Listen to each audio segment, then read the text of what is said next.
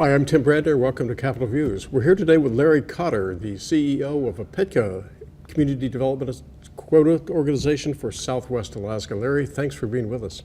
Thank you. Appreciate it. Larry, maybe you could start out by just explaining what is the CDQ program, Community Development Program?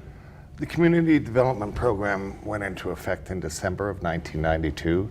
It's a federal program. It was initiated by the North Pacific Fishery Management Council. And initially, it set aside 7.5% of the pollock quota in the Bering Sea Aleutian Islands for economically disadvantaged communities along the coastline.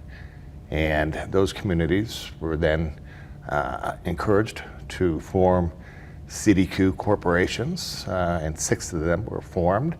And the pollock was then allocated to those 6 organizations, and the groups then would lease the quota to a private sector company to harvest and process for them.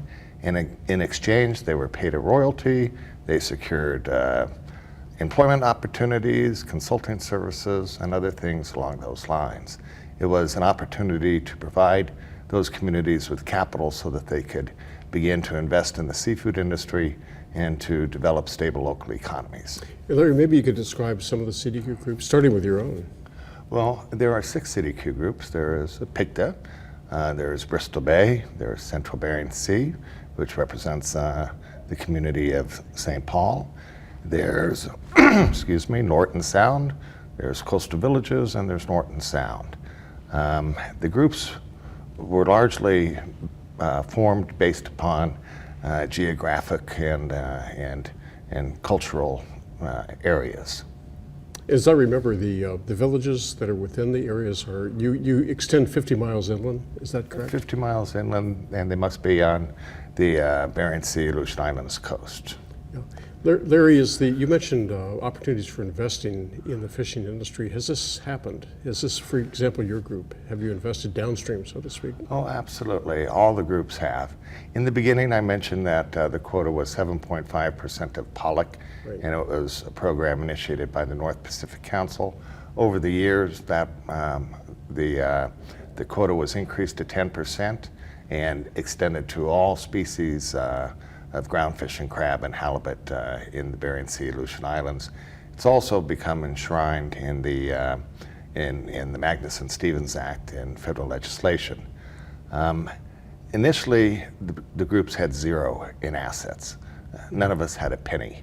I would say about in the past 3 years, collectively, we probably have at least $1 billion in assets now, and the program is 25 years old this year. That's amazing. It is amazing. All of the groups have substantial investments in a variety of seafood companies, including shore-based companies, in a variety of our communities, harvesting vessels, catcher processors, et cetera, et cetera.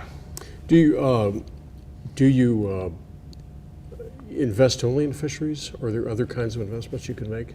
Well, legally, we're allowed to invest anywhere in the world in fisheries, but in terms of non-fishery investments, we can only make those in our respective regions, and only to about I think it's 10% of our annual investments. Frankly, everything in our region is related to fishing in one way or another, so for all practical purposes, we're all fishery related. So any community investment, perhaps infrastructure might be an example, or? Well, a lot of the groups, including Apitka, we've spent a lot of money investing in docks and harbors and that type of thing. We have a processing plant in Falls Pass. We have another one in Atka. We also have a fuel company in Falls Pass, and we're not unique in that. Nome or Norton Sound CDQ Group has a seafood company in Nome. The Coastal Villages Group has several.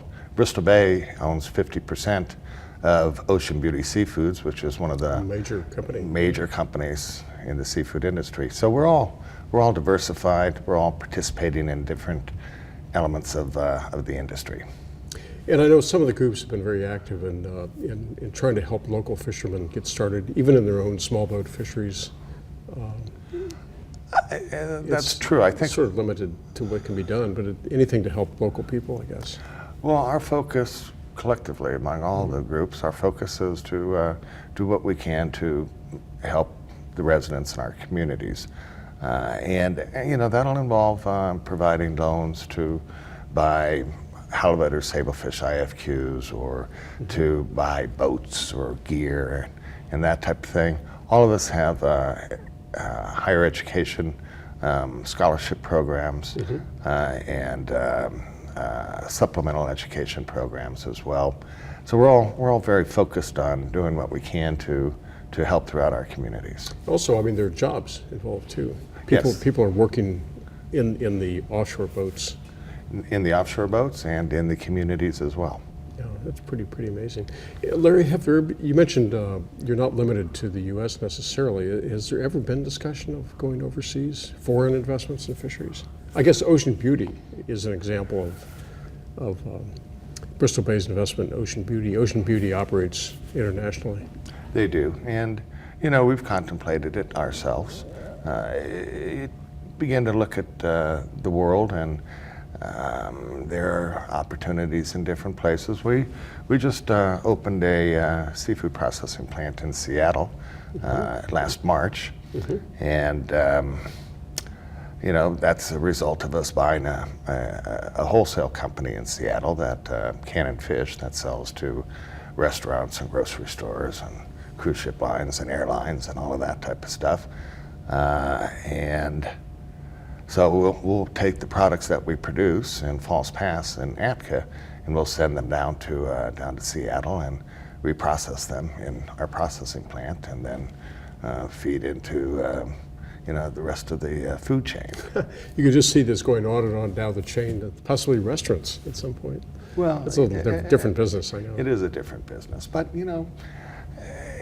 take a look at a place like China, and that country is booming, and there's a lot of opportunities in different places around the world. Well, Larry, thank you for being with us. Larry Cotter, CEO of Apitka, and I'm Tim Bradner, and thanks for joining us with Capital Views. Thank you, Larry. Thank you.